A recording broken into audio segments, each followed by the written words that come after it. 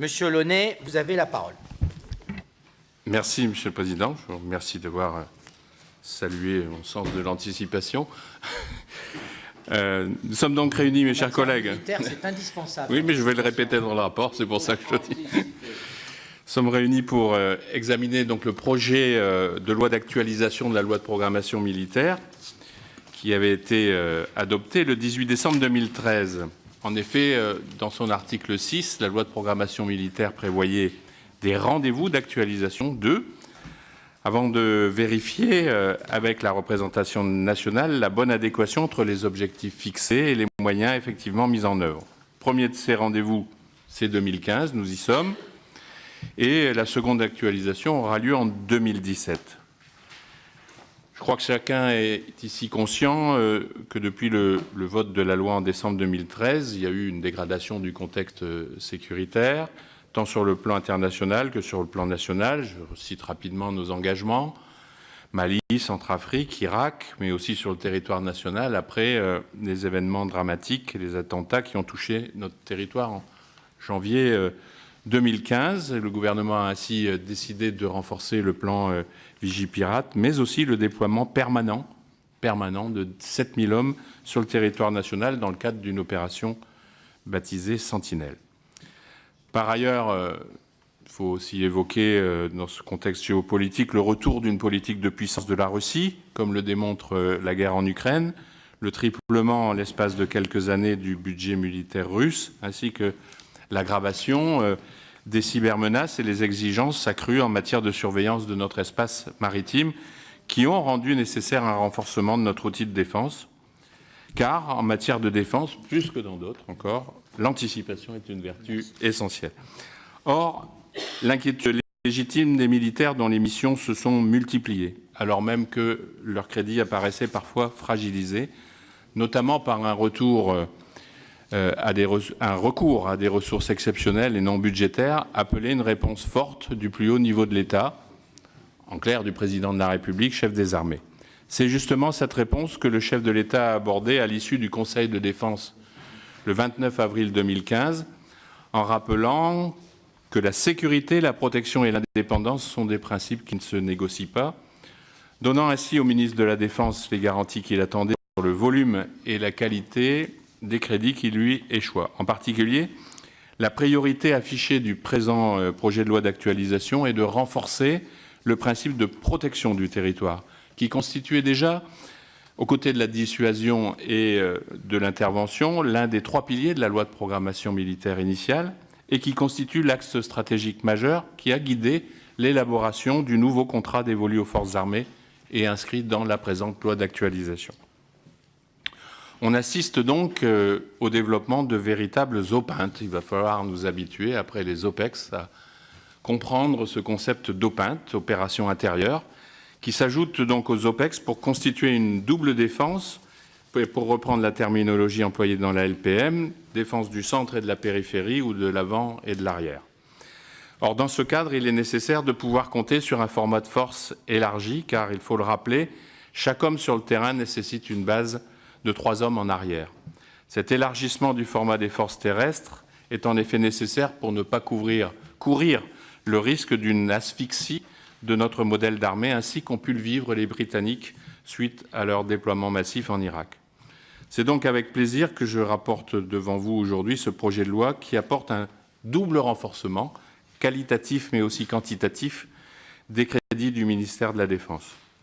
Cet effort financier d'une ampleur que nous n'imaginions pas il y a quelques mois, malgré les demandes pressantes de nos armées, malgré la vigilance constante de Jean-Yves Le Drian, ministre de la Défense, et malgré les interrogations de nombreux députés de tous les bancs, y compris dans cette commission, qui se sont, dans les mois écoulés, mobilisés sur les questions des recettes exceptionnelles ou des sociétés de projet. Précisons d'emblée que la commission des finances n'est saisie que de 4 articles qui composent le chapitre 1er, ainsi que du rapport annexé qui est approuvé par le premier de ces 4 articles.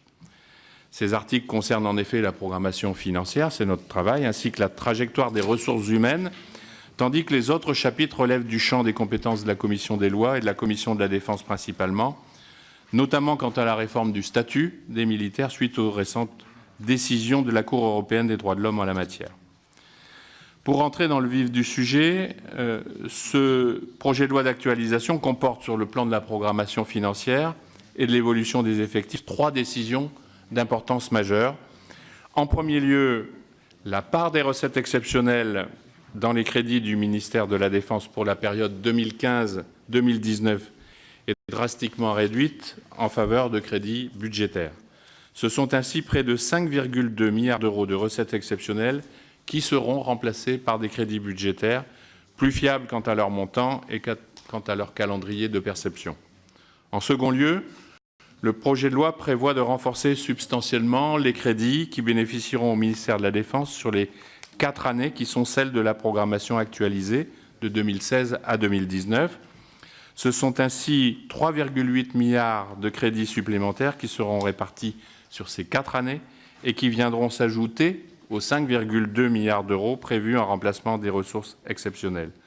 Au total, par cette actualisation, c'est près de 9 milliards d'euros supplémentaires qui bénéficieront au ministère de la Défense, donc pour partie en remplacement de ressources exceptionnelles et pour partie en ouverture nette à hauteur de 3,8 milliards.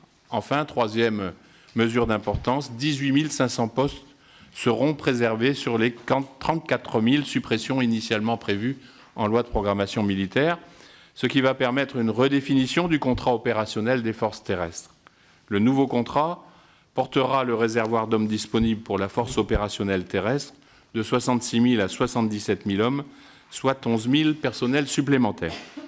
Cette moindre déflation des effectifs mobilisera 2,8 milliards d'euros sur les 3,8 milliards d'euros supplémentaires accordés à la Défense, donc la plus grande partie, tandis que le milliard d'euros restant sera affecté pour moitié à l'entretien programmé des matériels, ainsi qu'aux équipements majeurs pour l'autre moitié, au programme d'équipements majeurs. L'équipement des forces bénéficiera également du redéploiement, donc cette fois-ci on est en interne, d'1 milliard d'euros, redéploiement rendu possible par la baisse du coût des facteurs, c'est ce qu'on appelle les coûts des facteurs, c'est la baisse des prix sur le carburant, l'évolution du cours de la monnaie et du marché des fournitures. On peut être dubitatif ou interrogatif. Néanmoins, déjà à ça, voyant et constatant les mots interrogatifs de quelques-uns de mes collègues, je rappelle que cette baisse du coût des facteurs, Bercy, pour beaucoup de ministères, les récupère, tandis que là, on a l'inscription dans cette actualisation de la loi de programmation militaire, la garantie qu'il reste affecté à la Défense. Certes, d'autres moyens existent pour... pardon, j'ai oublié un paragraphe. Je rappelle donc que la loi de programmation militaire n'a qu'une valeur programmatique, car les décisions normatives dans le domaine budgétaire relèvent exclusivement du champ des lois de finances. Ces dispositions devront donc se traduire concrètement au cours des discussions budgétaires à venir. Pour ma part, et pour 2015, il me semble nécessaire que la loi de finances rectificative intervienne le plus tôt possible, afin de ne pas conduire à une nouvelle dégradation du report des charges en fin d'année. Certes, d'autres moyens existent pour atténuer cet effet de trésorerie, comme la levée de tout ou partie de ce qu'on appelle la réserve de précaution, ou par le biais de l'adoption d'un décret d'avance. Mais, à titre personnel, je considère, et il me semblerait souhaitable et plus sûr qu'une loi de finances rectificative intervienne rapidement. Après cette présentation d'ensemble, je souhaite évoquer rapidement quelques points techniques qui méritent d'être explicités pour une bonne compréhension.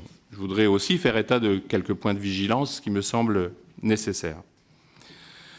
Pour bien comprendre pourquoi on est devant un projet de loi qui permet un renforcement à la fois qualitatif et quantitatif des crédits de la Défense, il convient de rappeler qu'avant les annonces du Président de la République du 29 avril dernier, la Défense devait percevoir sur l'ensemble de la programmation comprise entre 2014 et 2019 près de 8,45 milliards d'euros de recettes exceptionnelles.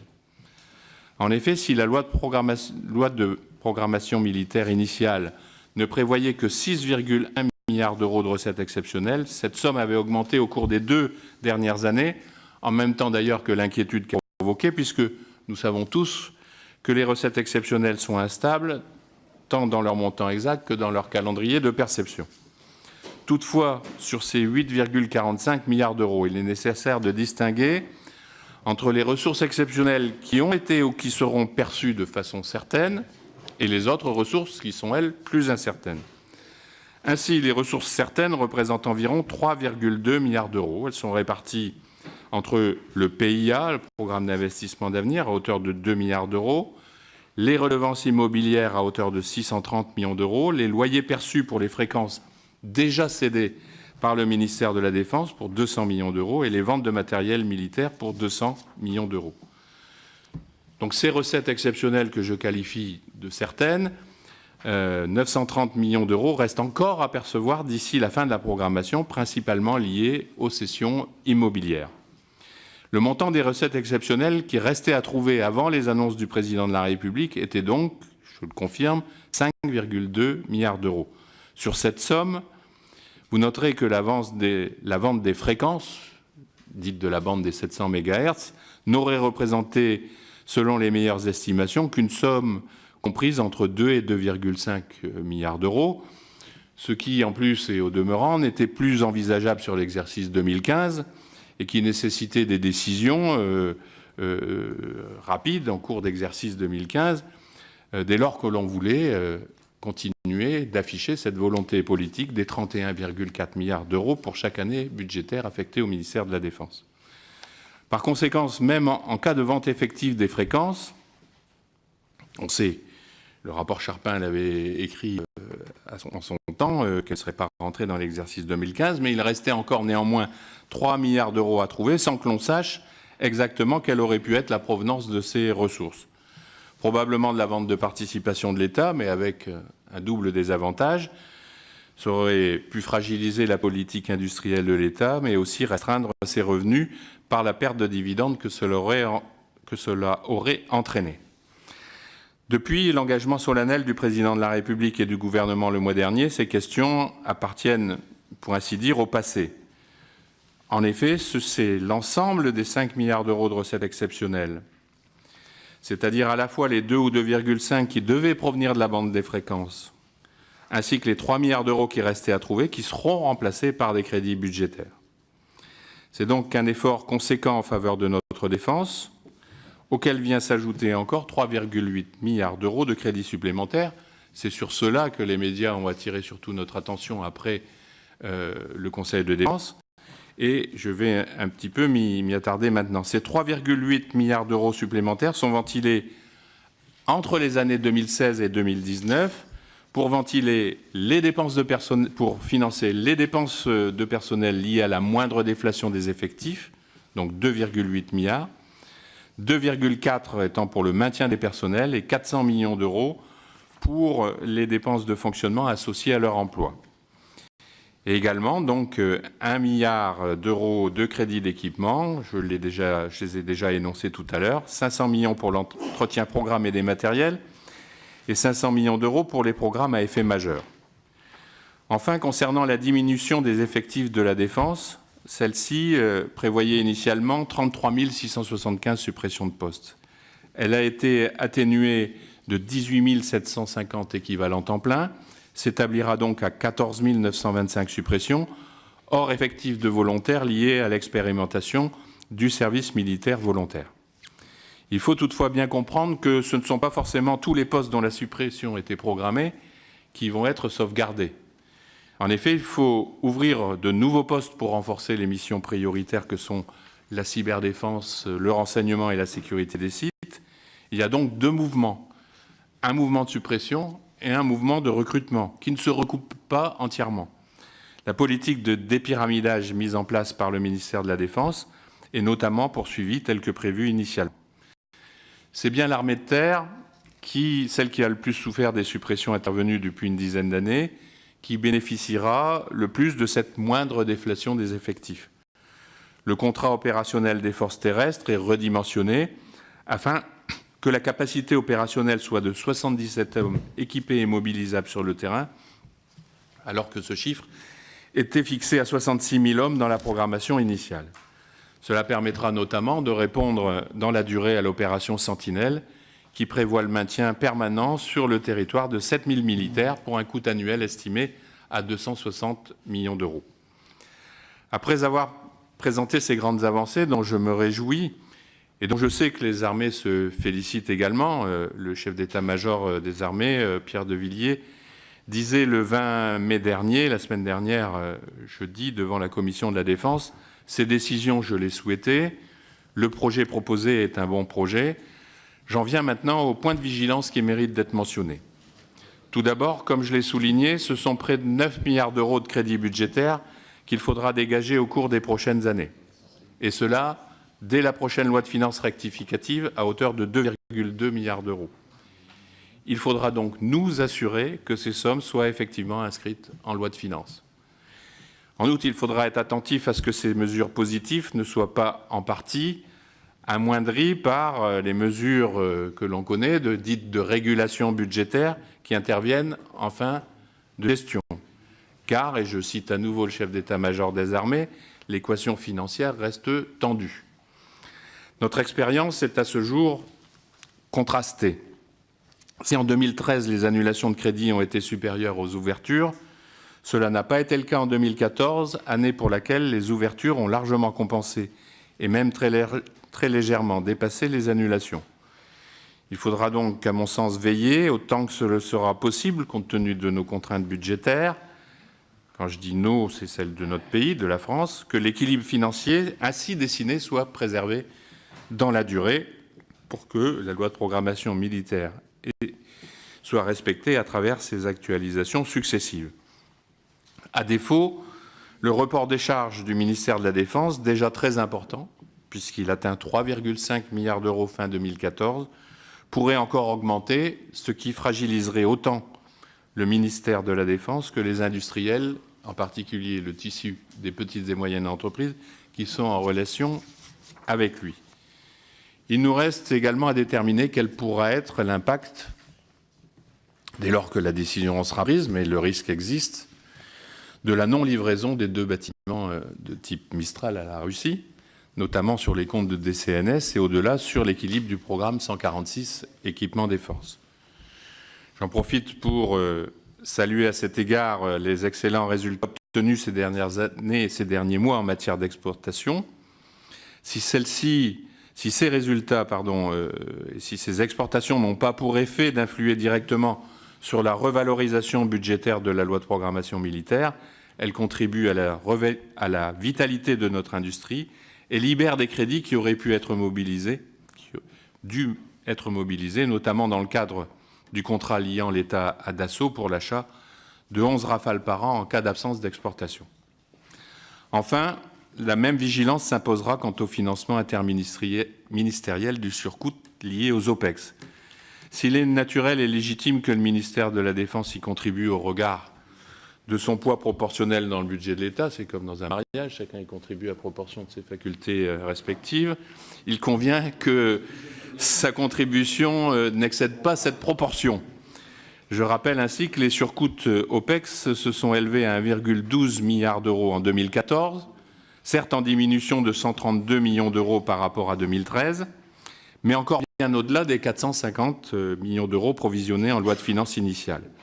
Le même schéma risque de se reproduire en 2015, bien qu'il soit probable que le surcoût soit inférieur à celui enregistré en 2014.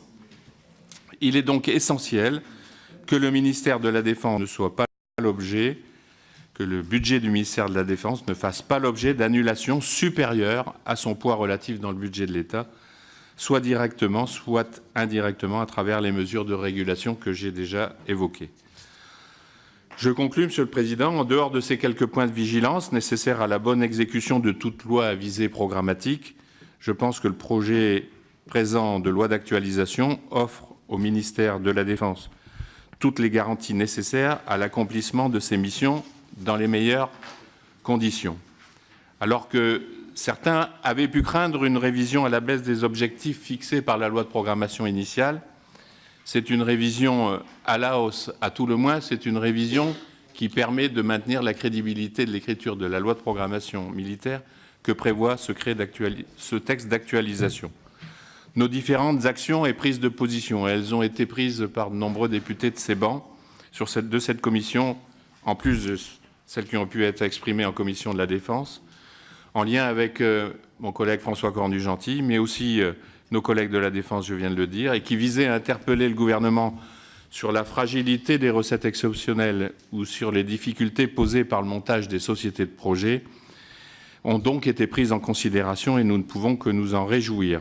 Il ne s'agit pas, bien évidemment, de facilités offertes à la Défense, mais bien de prendre en compte la nécessité d'accorder les moyens financiers à la diversification et à l'étendue des missions que nous confions à nos forces armées face à une situation sécuritaire qui s'est fortement dégradée.